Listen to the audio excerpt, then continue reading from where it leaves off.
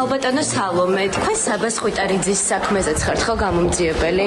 როგორ ხდება ხოლმე ასე, რომ ერთი და იგივე გამომძიებლების სინდისის პატიმრების სხვადასხვა პროცესზე მოდიხართ და მათ წინააღმდეგ გაძლევთ ჩვენებები?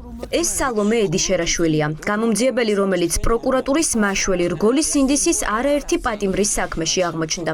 ის ფიგურირებს საბას ხვიტარიძის წინააღმდეგ შეკერილ სიცხლის სამართლის საქმეში, სადაც ედიშერაშვილმა წამების ფაქტებზე თვალი დახუჭა და ერთ-ერთი მთავარი მოწმეა მათე დევიძის წინააღმდეგაც. მოწმე გამომძიებელს დღეს ვკითხეთ, როგორ ხდება, რომ პოლიტიკურად მოტივირებულ საქმეებში ხშირად მისი გვარი ფიგურირებს. განაყოფში სხვადასხვა სიცხლის სამართლის საქმეებზე შესაძლებელია იყოს საგამოძიებო ჯგუფში. და მათ შორის თვალს ხუჭავთ ძალადობის ფაქტებზე, ხო? იმაზე გაქვთ ინფორმაცია მათეს რომ ეუბნებოდნენ, რომ ჩვენება მიეცათ სრუდასმენა გაეკეთებინა ვინმეს წინააღმდეგ და შეუმსუბუქდებოდა მას ბრალდება. სალომე ედიშერაშვილი ამტკიცებს, რომ პოლიციელებზე თავდასხმაში ბრალდებული მათე დევიძე ტელევიზორში ნანახი კადრით ამოიცნო. ის სახელმწიფო ბრალდებისთვის მნიშვნელოვანი მოწმეა, რადგან სწორედ მისი ჩვენების და დანიშნული ექსპერტიზის საფუძველზე დღეს 21 წლის აქტივისტს 7 წლიანი პატიმრობა ემუქრება.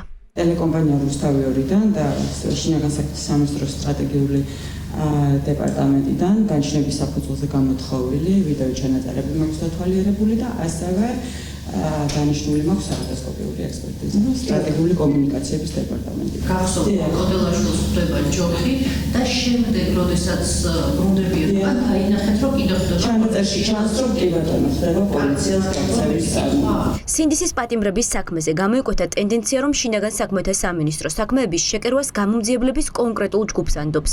პროევროპულ აქციებზე დაკავებული აქტივისტების წინააღმდეგ პროკურატურას ერთი და იგივე ცრუ-მოწმე პოლიციელები მოყავს, რომლებმაც ზუსტად იციან მოსამართლის წინაშე რა უნდა ილაპარაკონ. ანუ გამოდის, რომ ყველა საქმე, რომელზეც მაღალი პოლიტიკური ინტერესია, მხოლოდ იმ პირებს ეწერება, თვისაც რეჟიმი ენდობა. გამოძიებას აწარმოებს კონკრეტული დანაყოფი, რომლის გამომძიებლები არიან სწორედ ის პირები, რომელზეც თქვენ საუბრობთ და რა თქმა უნდა, გამომძიებელთა რაოდენობის გათვალისწინებით ერთ კონკრეტულ სისხლის სამართლის საქმეში შეიძლება რამდენიმე მათგანის ჩართვა იყოს საჭირო და ეს განაპირობებს იმას, რომ რამდენიმე სისხლის სამართლის საქმეში შეიძლება ერთი და იგივე პირი იყოს. სახელმწიფო ბრალდებამ დღეს მათე დევიძის წინააღმდეგ მოიყვანა სამედიცინო ექსპერტიც. ოღონდ პროკურატურის მოწმემ მხოლოდ ის დაადასტურა, რომ 3 პოლიციელიდან არც ერთს ჰქონია მძიმე დაზიანება, ნაკაწრები და ოდნავი სილურჯე, რომლის მიყენების საგანი და ზუსტი დროის დადგენაც კი შეუძლებელია. წარმოქმნილი სამედიცინო დოკუმენტაცია ეს არის სასწრაფოს სამედიცინო ბარათი, ეწერა ნაკაწრი და ჰემატომა, რომელიც შემოწმების მომენტისთვის პიროვნებას არ ჰქონდა. ნაკაწრი და ჰემატომის ხანდაზმულობის განსაზღვრა შეუძლებელია სამედიცინო დოკუმენტაციაში დაზიანებების მორფოლოგიური სურათის არასრული აღწერილობის გამო. საფრჩხილე ფალანგის მიდამოში ფრჩხილქვეშ არსებული სისჩაქცევის ხანდაზმულობის დადგენა შეუძლებელია. მათე დევიძე 19 ნოემბერს მელიქიშვილის გამზირზე დააკავეს. ახალგაზრდა აქტივისტს პოლიციელზე თავდასხმის მუხლით ასამართლებენ, რაც 7 წლამდე პატიმრობით ისჯება.